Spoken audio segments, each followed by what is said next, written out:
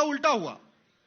भारत का संविधान बना था, उसमें भगवान राम का चित्र था, भगवान नटराज का चित्र था, भगवान कृष्ण का चित्र था, उसमें हनुमान जी का चित्र था, उसमें भगवान बुद्ध का चित्र था, भगवान महावीर का चित्र था, गुरु गोविंद सिंह का चित्र था, छत्रपति शिवाजी महाराज का चित्र था।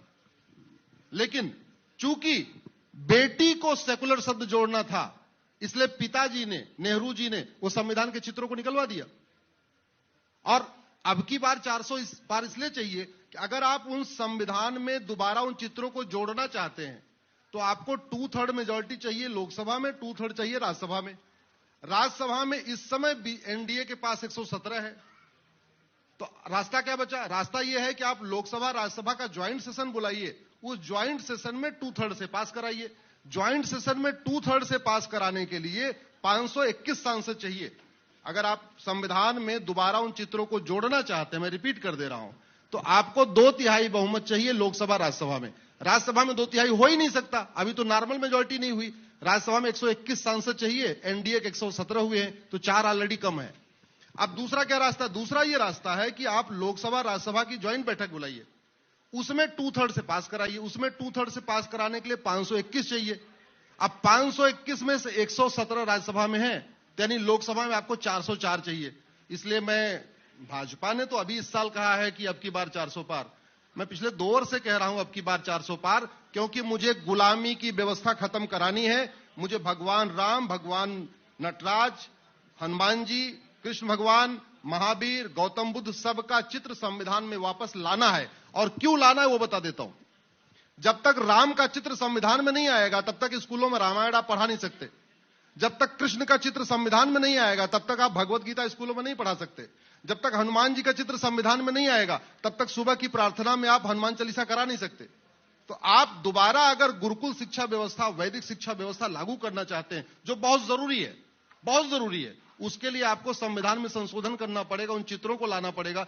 इसके लिए अब की बार 400 पार। आपको सेकुलर शब्द हटाना है, फिर वही 404 चाहिए। 400 नहीं, 404 चाहिए। आपको धर्मांतरण रोकना है, आर्टिकल 25 से प्रोपोगेट शब्द हटाना पड़ेगा। प्रोपोगेट शब्द हटाने के लिए आर्टिकल 25 बदलना पड़ेगा। आर्टिकल 25 बदलने के लिए 404 चाहिए। आपको ये जो तुष्टीकरण चलता है माइनॉरिटी मेजॉरिटी के नाम पे, इसको ठीक करना है, आर्टिकल 30 खत्म करना पड़ेगा। आर्टिकल 30 चूंकि फंडामेंटल राइट है, उसको बदलने के लिए लोकसभा में 404 चाहिए, तब ज्वाइंट सेशन पे हो सकता है। अगर आपको नार्को पॉलीग्राफ ब्रेन मैपिंग बनाना है, आर्टिकल 20 बदलना पड़ेगा। आर्टिकल 20 बदलने के लिए भी 404 चाहिए। आपको समान शिक्षा लागू करना है कि गरीब अमीर की किताब एक हो, 1 नेशन 1 एजुकेशन बोर्ड हो, हिंदू मुस्लिम पारसी ईसाई सबकी 10वीं तक की किताब एक हो, उसके लिए आर्टिकल 21 बदलना पड़ेगा। उसके लिए भी आपको 404 सीट चाहिए। आज जो व्यापार के नाम पे हुक्का बार खोले जा रहे हैं, डांस बार खोले जा रहे हैं, सुट्टा बार खोले जा रहे हैं, दुनिया भर की कहानियां चल रही हैं। अल्टीमेटली आज भारत का युवा 2 चीज से बर्बाद हो रहा है, नशे से बर्बाद हो रहा है और अश्लीलता से बर्बाद हो रहा है। अगर आपको नशा और अश्लीलता को रोकना है तो आर्टिकल 19 को बदलना पड़ेगा। आर्टिकल 19 को बदलने के लिए आपको 2/3 बहुमत चाहिए लोकसभा राज्यसभा में। वो तभी हो सकता है जब लोकसभा में 404 है। आपके फंडामेंटल ड्यूटी सब लिखा हुआ है, आपको क्या क्या पालन करना है, लेकिन जो पालन नहीं करता उसको दंड नहीं मिलता।